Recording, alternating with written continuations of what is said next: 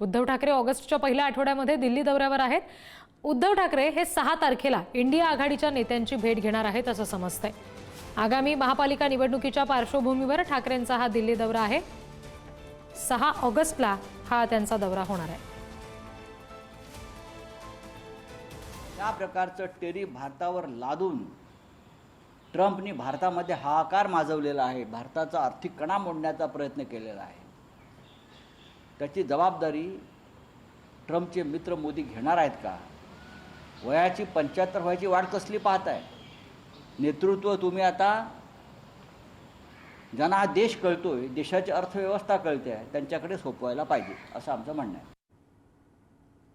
आणखी तपशील घेऊया। प्रतिनिधी शिवाजी काळे आपल्याशी जोडले गेलेत त्यांच्याकडून। शिवाजी, उद्धव ठाकरे 6 ऑगस्टला दिल्लीमध्ये येत आहेत, नेमकी कशा संदर्भातल्या या भेटीगाठी असतील? कोण कोण नेत्यांना ते भेटणार आहेत? मागच्या अधिवेशनाच्या दरम्यान देखील उद्धव ठाकरे राजधानी दिल्लीच्या दौऱ्यावरती आले होते।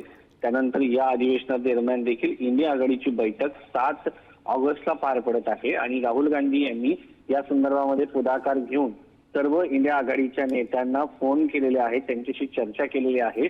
त्या आमंत्रणानुसार जर आपण पाहिलं तर उद्धव ठाकरे हे राजधानी दिल्लीच्या दौऱ्यावर येत आहे।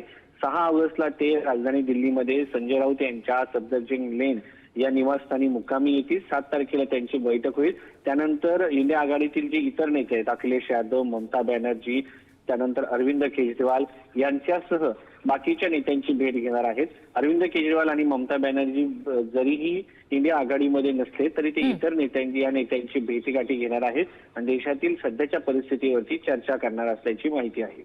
जी, धन्यवाद सगळ्या तपशिलांसाठी शिवाजी।